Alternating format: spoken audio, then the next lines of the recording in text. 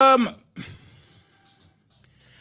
I would hate to waste. I would hate to waste a perfect opportunity to continue. This is Bongezio Mabandla in the background, but for as far as music is concerned, we'll catch up with the music in a bit.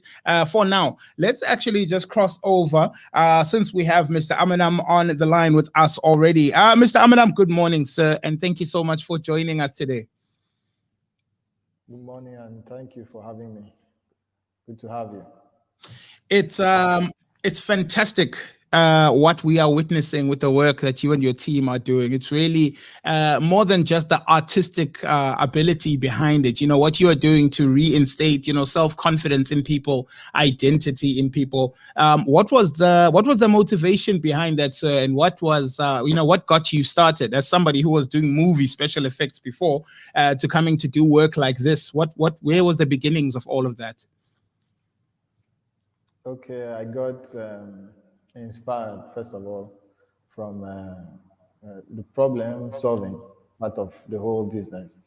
I love problems solving. So, what inspired me was an amputation of one of my loved ones, um, which I discovered, and I thought of doing something about it, not for the business, just for as a contribution. And then I found out that after solving his problem, I could solve it for do the same thing for other people. So I decided to venture into the production of prosthesis. So that has been my major motivation, and that inspired me to go this far in what I currently do. And how has it been developing, and how has it been growing, and how has it been received? Because this is fantastic work. I can only imagine somebody who maybe has grown up only ever having one foot, for instance, and now being able to have matching feet that look like each other, and they have a practical purpose of being allowed to at least try to utilize that for their identity. What's the reception been like, and how have people been receiving what you've been doing for them?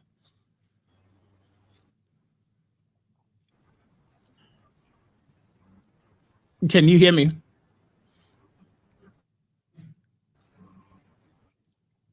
Mr. Aminam? Can you hear me? Okay, it's a wonderful experience having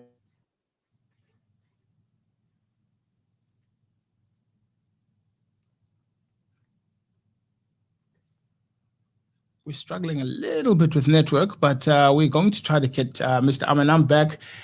Remember, today we are dealing with, or we are talking to a very special individual, Mr. John Amanam from Immortal Cosmetic Art Limited. And this is somebody who used to be a movie special effects special effect expert for movies, and now we're just having a conversation with him about the awesome work that him and his team are doing with prosthetics.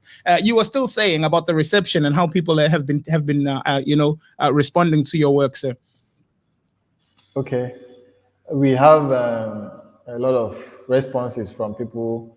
You see the joy, the expressions, the satisfaction, and most times the confidence they feel restored to them, because we are not God, but we've attempted to solve a need that goes a long way to restore certain confidence, comfort, and satisfaction to these people. So they are happy, they pray for us, and they hope we improve on what we do as we proceed. So it's a whole wonderful experience, not just for the clients, but also for me and my team when we are able to meet up the target, when we are able to get at least 85% of the color tones of these clients, because it's what really matters to them, having the black skin or their color represented in what they want, which is the prosthesis we produce. So it's a Wow. whole, it's a wonderful experience. It gives us joy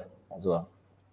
Can you tell us a bit about your background then, and to how you got to sharpen the ability to be able to make these prostheses, and be able to even get to where you're customizing it towards black skin now? But I mean, the crafty side of your work. Where's the background for that? Maybe we can start there as well. Okay, all right. I'm a sculptor. I'm a sculptor. I studied fine and industrial arts, and I specialize in sculpture. So it has to do with the work, modeling, forms, and space. So as a sculptor, I didn't study prosthesis. I didn't venture into it. I had no tutor, no teacher. It was a research for me that led to all of this. And I've made a lot of mistakes. I've been my teacher. I've been my teacher. Let's use the word teacher. I taught myself the use of these colors because I'm not a painter. I didn't study painting. I didn't specialize in painting. But as a creative person, I took it upon myself to work on colors, and I made a lot of mistakes, but I didn't stop with the mistakes. I've provided solutions as a result of persistence. We've been able to match colors. I've been able to research on the use of colors for prosthesis. So it's a good background for me, being an artist, being a sculptor, and being also a creative person. I am very inquisitive by nature. I'm also a stubborn person when it comes to learning. I feel I can do all things.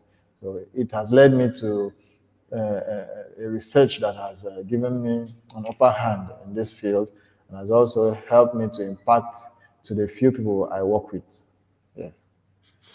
And what is the process then by which you attend to making a piece of prosthesis from the time that you need to model it up until the time that you are handing it over to the patient or the client? What is the process? And maybe because the work, and I will share the links also with the people after this on this same post, but it's so realistic. I when I showed people maybe that promotional poster that we made for this interview, and there's a picture of you holding, I think it was a foot, and someone was like, "But is that a human foot?" I'm like, "Well, it might as well be. That's how real it is." She was like, "But that's scary. It looks so real." I'm like, "Well, but that's the kind of work." Now imagine that being your other foot, so it's a really commendable creative process. But maybe you can share with us, for someone who's curious, like how do you model and start a piece to the end of how do you get it done together? All right. We have a whole lot of processes that lead to the modeling and the production of these processes. And the first step is the clients have to forward their names, their emails, and images of the affected area to us, the country of origin, because we have clients from several countries all over the world. So they forward all those details to us, and we assess it as a team and give them the cost. We assess it as a team, give them the cost and demand for.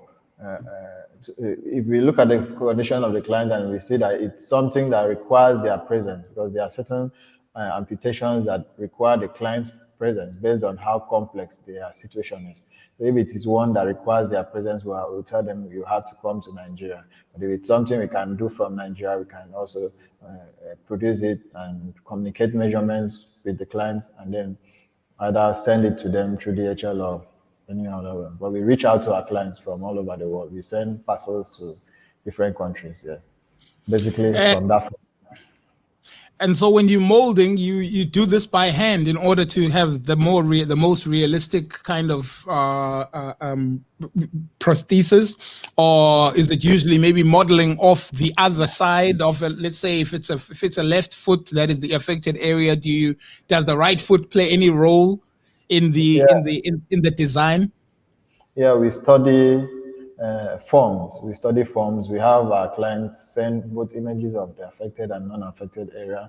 We also have our clients in our facility to also study those who come the same things, to know how to compare and also try to reflect the characters of the functional feet or functional hand to that which has been affected. So those are very important informations for us, which we use in working. As for the modeling part of it, it's a combination of both manual craft and machine craft. So there are certain stages that require, which are basically the major processes we go, which requires hand modeling. You have to be very good at realism as an artist to achieve most of the things we do. It requires high details. It requires scrutiny of most of Yeah. those. Yeah, so that's what we So, really do. so because you do such unique work, Yeah. what kind of what kind of team do you have? You know, like like what do they do? Because I'd love to know the components. You know, behind. I mean, it's such a unique piece of work that is done. I'm curious to know what other people's roles are in this whole thing. You know. We have not just artists, we have a team of artists, we have doctors as well, because most of the products we use are medically graded, so they have to be approved medically in order to ensure the safety of our clients. So these are medically graded materials. We have elastic, which display characters like elasticity, waterproof, thermal, and all of that to make sure our clients are also safe. We have team of it's a whole lot of it's not just one field it's not just a one field show. We have several people coming in to contribute with different ideas. Yeah, you know, we have I see. managerial team. Yeah, so it's a company, so it has to be sophisticated when it comes to production. Yeah, yeah.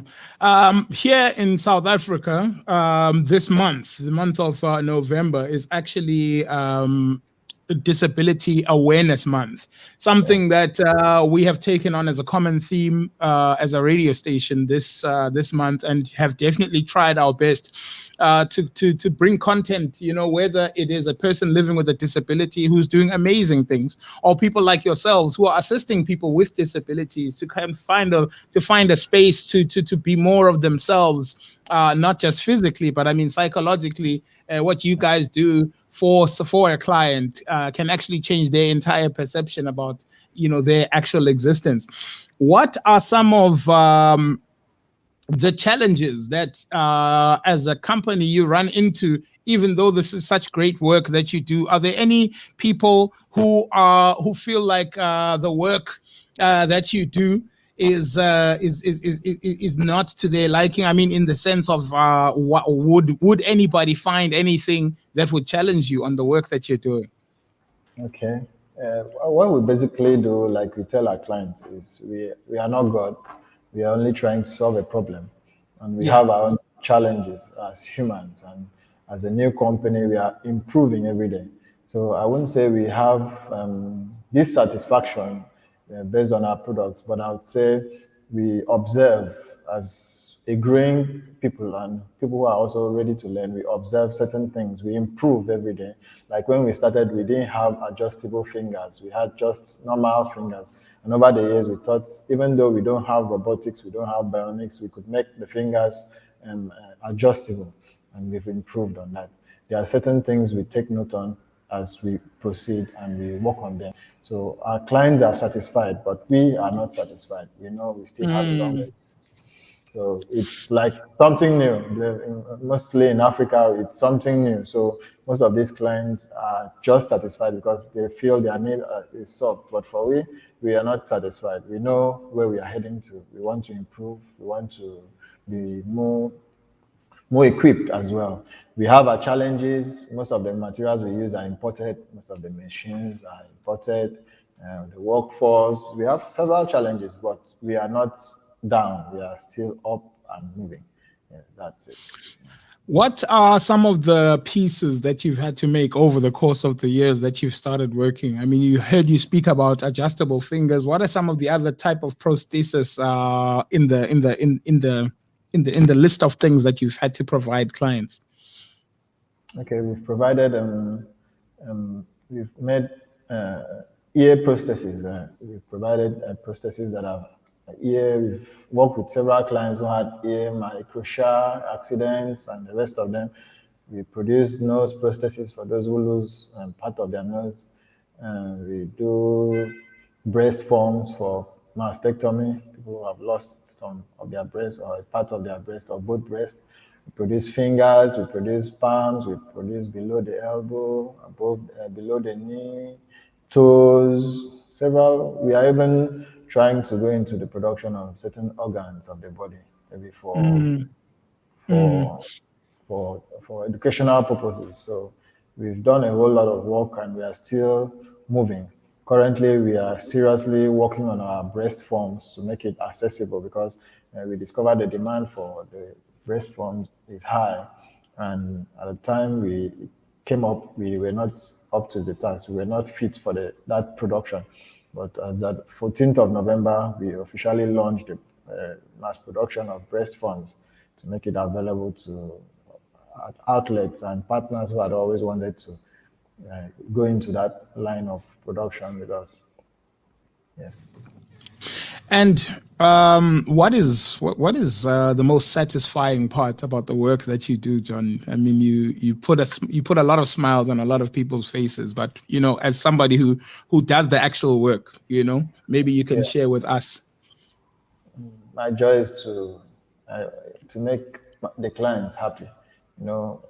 Amputation comes with a lot of this depression. When you find out part of your body is lost, you feel unaccepted, become careful, become scared of what people will say.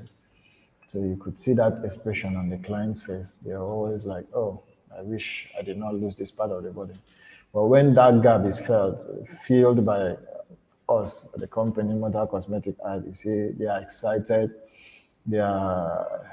You feel not just like, you don't feel like God. I don't feel like God, but I feel they have been able to impact on these people's lives directly or indirectly. I will not be forgotten. I won't be forgotten for changing the narrative of the black amputees all over the world. So it's that is my most satisfying moment. I feel satisfied when the clients are satisfied. That's excellent. And if somebody is watching this, because this will be online even after this interview, and maybe they are an amputee or have a relative or somebody who is a loved one who is an amputee, they are watching this. This is brand new to them. This is amazing that they're hearing all of this. How do they go about reaching out to your company and maybe seeing if they can get assistance with what we are talking about today?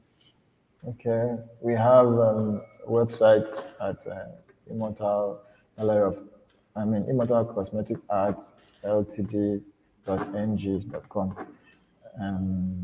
We also have a Facebook page, Immortal Cosmetic Arts.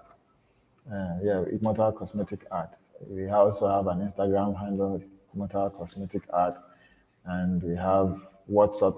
If one visits any of these pages, official WhatsApp numbers are there, which I could also mention. +2348135702056. That's our official number. If one has to contact us, so you could send a WhatsApp message to us through that number, or you visit our Facebook page, which is Immortal Cosmetic Art, or Instagram Immortal Cosmetic Art, any of them. So from there, we could send you a quote. We assess your information and then send you a quote, and you can proceed from there. Yep. Fantastic. Mr. John Amanam from Immortal Cosmetic Arts Limited, joining us from Nigeria today. My hat is off to you, sir, and I'm sure I speak for myself and the rest of the team. Bringing dignity and self-respect to somebody's life, even if it's just this little bit, means a whole lot if we can all just do our little bit for society. You are definitely doing the work that needs to be praised, and we do hope that you and your team see all the success and the outcomes that you deserve for that. Thank you so much. Thank you too. Thank you so much to everyone. Thank you so much. His name is John Amanam.